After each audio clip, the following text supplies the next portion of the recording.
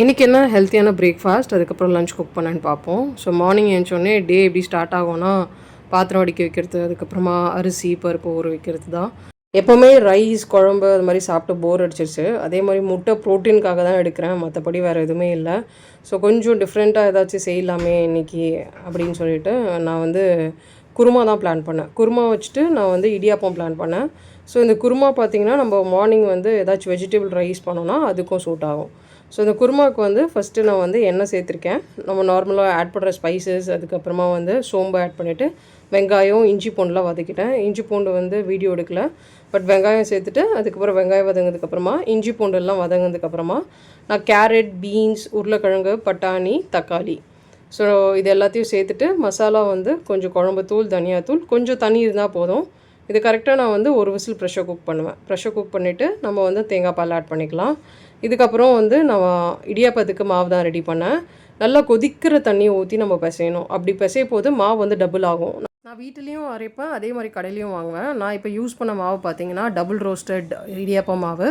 இது வந்து எப்படின்னா உங்களுக்கு நம்ம வந்து சுடு தண்ணி ஊற்றாமல் நார்மல் வாட்டர் ஊற்றி கூட பிசையலாம். பட் என்னென்னா உங்களுக்கு குவான்டிட்டி இன்க்ரீஸ் ஆகாது. நம்ம சுடு தண்ணி ஊற்றும் போது டபுள் தி சைஸ் ஆகும். ஸோ அதான் டிஃப்ரென்ஸ். இது கரெக்டாக 1 விசில் ப்ரெஷர் குக் பண்ணோன்னே ஃபைனலாக நம்ம தேங்காய் பால், அதுக்கப்புறமா கொஞ்சோண்டு கொத்தமல்லி, தேவையான அளவு உப்பு ஆட் பண்ணோன்னா ரெடி ஆகிடும்.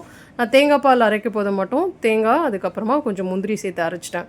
ஸோ அப்போ வந்து அந்த கிரேவி வந்து கொஞ்சம் திக்காக இருக்கும். நெக்ஸ்ட்டு வந்து புதினா ரைஸ்க்கு தான் ரெடி பண்ணேன். புதினா ரைஸ்க்கு வந்து கொத்தமல்லி, புதினா, பூண்டு, இஞ்சி, காரத்துக்கு வந்து நம்ம பச்சை மிளகாய் ஆட் பண்ணிக்கலாம். ஸோ இது எல்லாத்தையும் நல்லா பேஸ்ட்டாக அரைச்சிக்கலாம். இப்போது நான் வந்து ஒரு கடாயில் வந்து கீ ஆட் பண்ணியிருக்கேன். ஸ்பைசஸ்லாம் ஆட் பண்ணிவிட்டு சோம்பு ஆட் பண்ணிவிட்டு வெங்காயம் சேர்த்துட்டு நல்லா வதக்கணும். பட்டாணி வந்து நான் வந்து நைட்டே ஊற வச்சுருந்தேன். ஸோ அது வேக வைக்கல.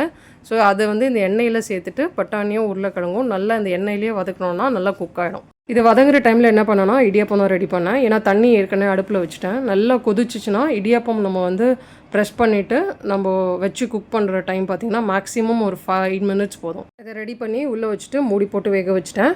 இப்போ இது நல்லா வதங்கிடுச்சு. இந்த பட்டாணி, உருளைக்கிழங்கு இதில் நான் கொஞ்சம் முந்திரி சேர்த்துருக்கேன். அதுக்கப்புறமா நம்ம அரைச்ச பேஸ்ட், இதில் கொஞ்சம் தண்ணி கூட நம்ம சேர்த்து அரைச்சிக்கலாம்.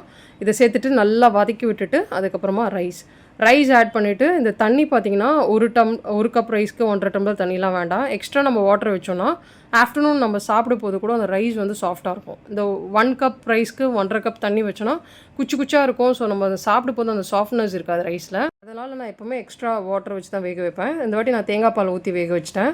ஸோ மார்னிங் பிரேக்ஃபாஸ்ட் வந்து குழந்தைக்கு வந்து இடியாப்பம், அதுக்கப்புறமா குருமா, நான் சாப்பிடும் போது 2 சக்கரவள்ளி கிழங்கு, முட்டை, ஸ்ப்ரவுட்ஸ் பண்ண பிளாக் சன்னா, இடியாப்பம், குருமா.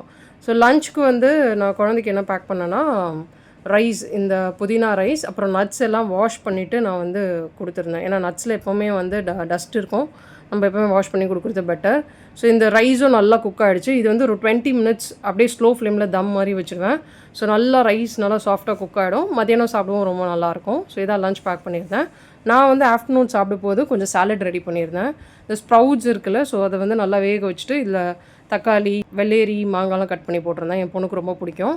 ஆஃப்டர்நூனும் நான் சாப்பிடும்போது 2 முட்டை போட்டு ஹெல்த்தியாக சாப்பிட்டேன். ஸோ இதுதான் என்னோடய லஞ்ச் இன்றைக்கி.